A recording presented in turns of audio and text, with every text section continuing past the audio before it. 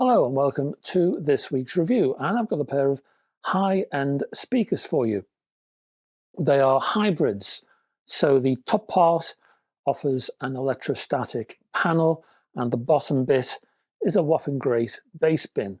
They are from a company called Mellow Acoustics, based in the UK, designed in the UK, and these speakers are called the Frontro Pro. As I say, they are high-end, so they have a high-end price, in this case £9,500. Now, if you're a regular viewer of this channel, the front row speakers might be rather familiar. Well, that's because I've already reviewed them. I actually reviewed the original front row speakers back in 2021, so I won't be repeating myself here. If you want to learn all about the technical background of these UK-built hybrids, then check out that review. And I'll put a little link up yonder, and you can check out all the techie background and what makes them the way they are. Here, I want to concentrate on the differences between the original front row speakers and the brand new front row Pros. So let's get on with that, shall we? In fact, let's take a closer look.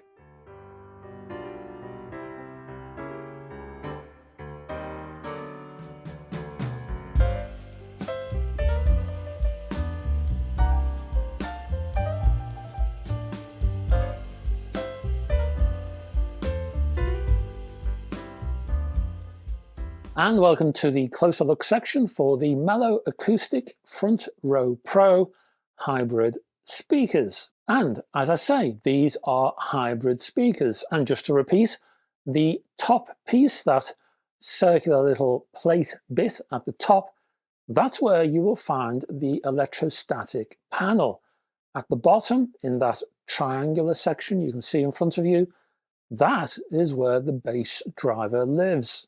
Now, on the rear, and we'll get there in a moment, there are bi-wireable connections, and at the bottom you can have spiked feet. Now, the designer, Tim Mellow, did tell me that the older speaker models he has in his company have been upgraded to the new spec. So you might find factory-supplied models with older labeling still on them. The differences between the originals and the new Pros that I can see in view, well, on the front is a new badge, which is very nice indeed. And that's it, really, for the front. Let's twist this speaker around and look at the rear. And we can see the cable sockets have been rotated. So they now point upwards instead of downwards. And to be honest, I approve. I like the orientation. Sounds a silly thing, sounds a simple thing, but it actually helps during use. Also, you will note that the figure-of-8 mains cable sockets have been replaced by IEC sockets. Again, I approve. It's now far easier to upgrade the mains cables, and better mains cables means better quality sound. What you can't see is what's inside the Pro version. So the 5¼ inch, that's what, 133mm bass unit, has been replaced by a larger bass bin, one spanning 6½ inches, and that's 165mm. Also, the Pro model features a tweaked crossover, so that's been moved down from 500 Hz to 600 Hz. In theory, therefore, there should be more mid-range on offer to the ear now. And that's basically it in techie terms. Question is, how do the new Pros sound? Well, let's go to the sound quality tests and we will find out.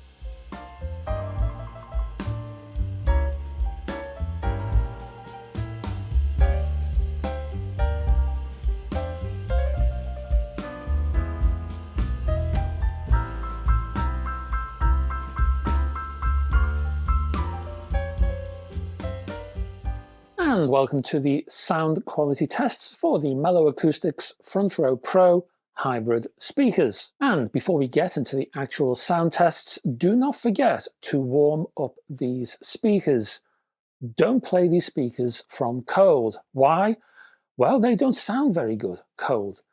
warmed them up for about, well, 30 minutes or so. Now, in terms of sources, I began with CD and the Penguin Cafe Orchestra's A History. This is a 2013 compilation, and it was released on the Virgin label. I began with a track called Penguin Cafe Single, which features a violin. There's a bit of cello in there, some electric guitar. I think there's a glockenspiel, plus an electric piano. Now, when I reviewed the original front row speakers, I said at that time the speakers were smooth, they were effortless in their presentation, but I wanted to hear more detail, especially on jazz or classically orientated tracks or other music with lots of information in the upper reaches of the sonic spectrum. Bottom line for me in terms of the original front rows, well, the original designs sounded worthy, but a little dull, mainly because the bass tended to swamp the mids. As for this new design, better, a lot better.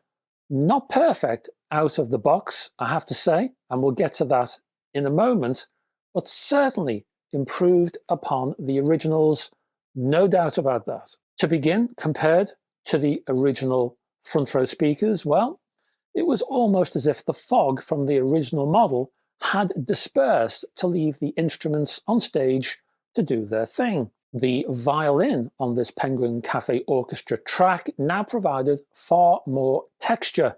There was more of a sense that actual strings were part of the play here.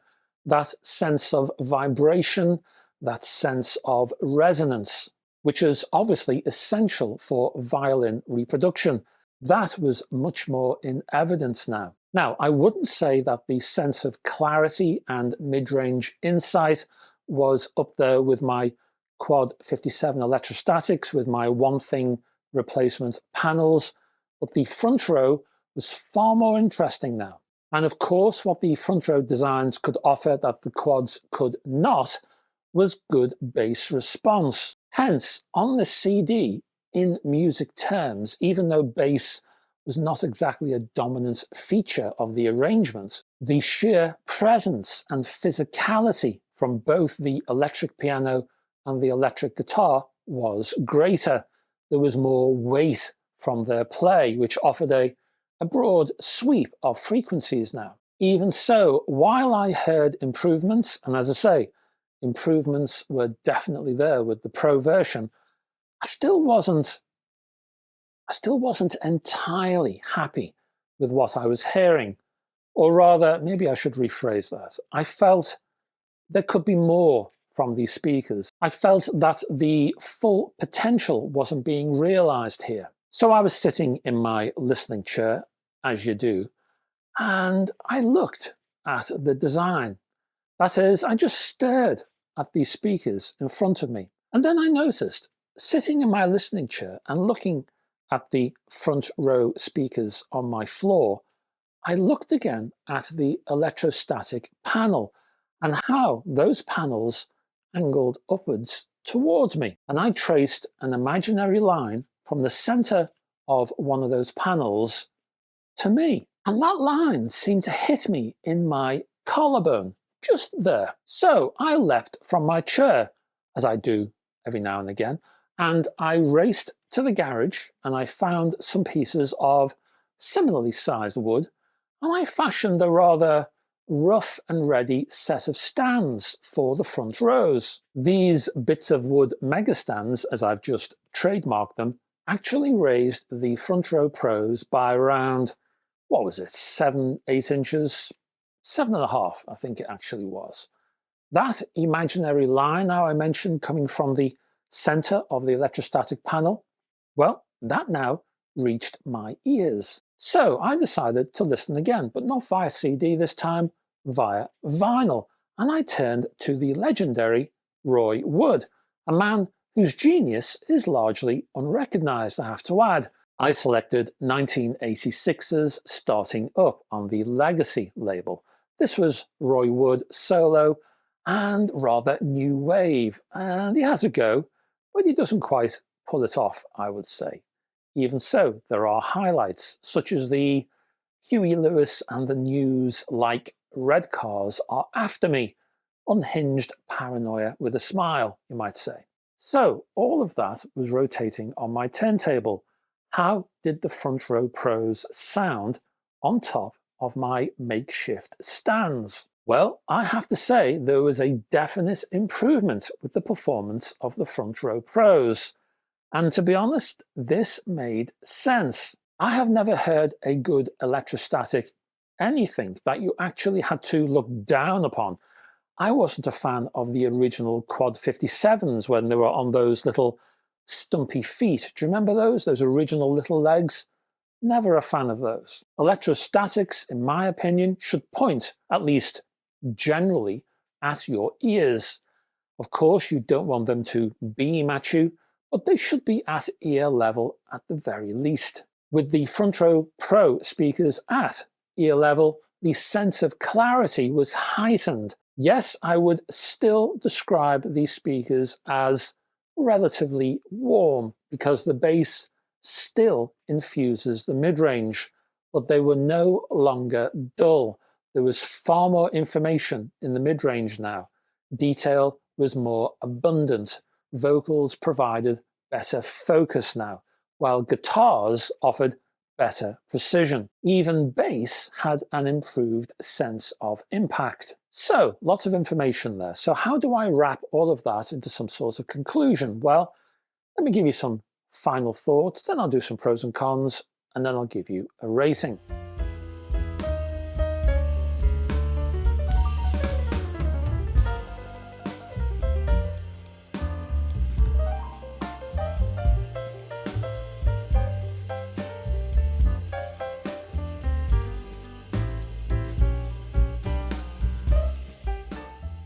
Now look, I don't want to give the impression that I'm being grumpy about these speakers because really I'm not.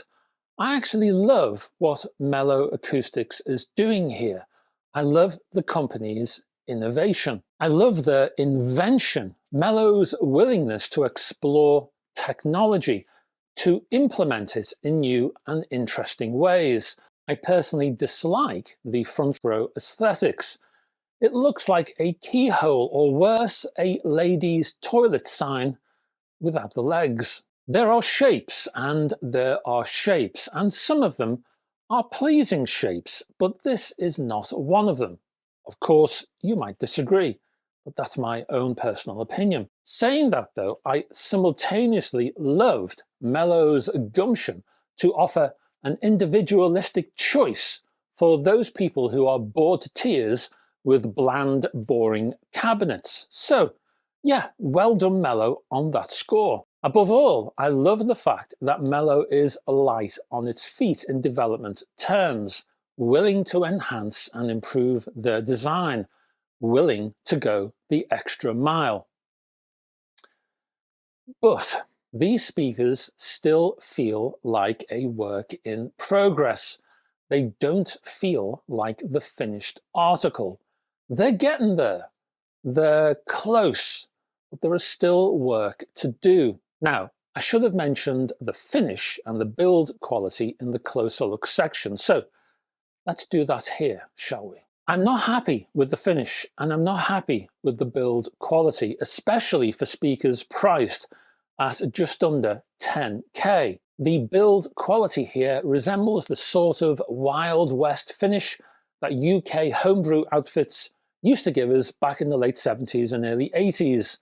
Standards have risen since then, but the front row speakers haven't moved with those times. The sound from the front row pros has improved, but I don't feel the improvement is best served with the current configuration. These speakers need stands. Oh, hang on, you cry. You didn't mention stands during the original review, did you? Well, indeed, no, I did not. And why is that? Well, because the original front row speakers had more fundamental issues back then, issues that mere stands wouldn't have solved. So, yes, we have sonic improvements now with the Pro, but I don't feel that those improvements are implemented fully.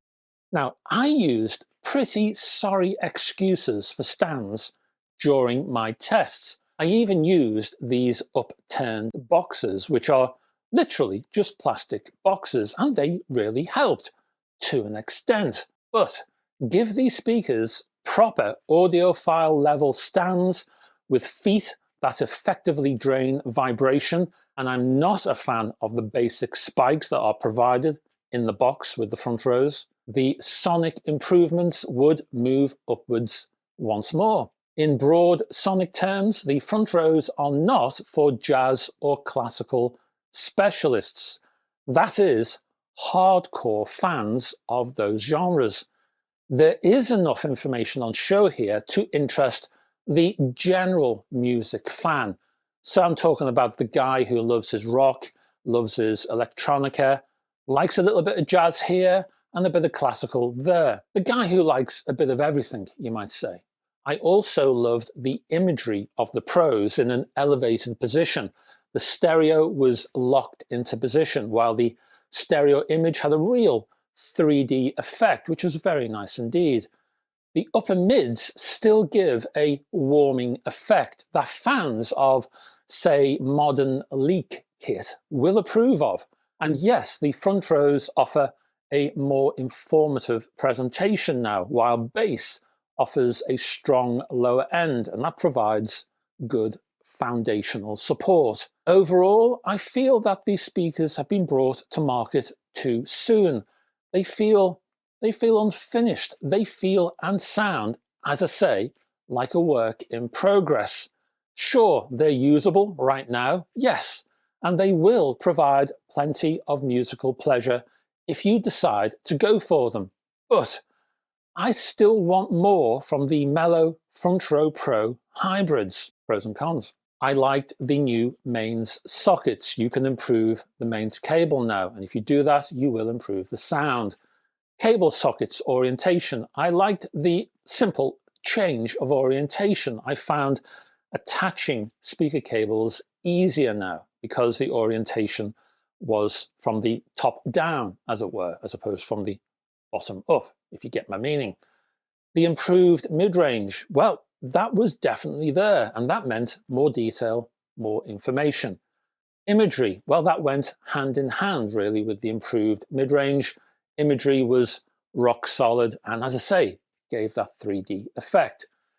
In the bad section, well, yes, the mid-range is still slightly warm because the bass still has an effect on the mid-range.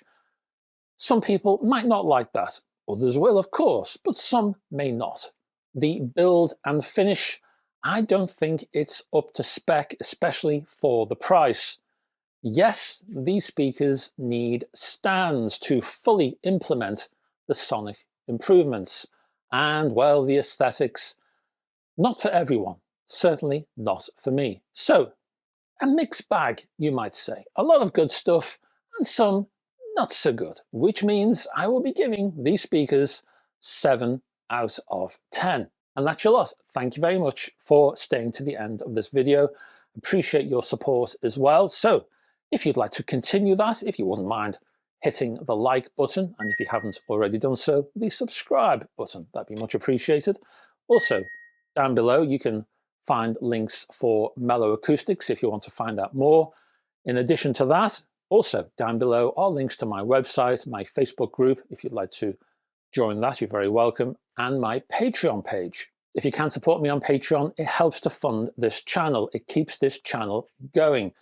Also, over at Patreon, there are lots of exclusive bits and pieces, and I'm actually working on a couple of videos right now as you watch this video. So there will be more to come, some exclusive stuff you won't find anywhere else. I'll be back on Friday with another hi-fi news, etc. Lots of interesting stuff in that video. Why don't you join me on Friday? I'd love to have your company. Until then, bye-bye for now.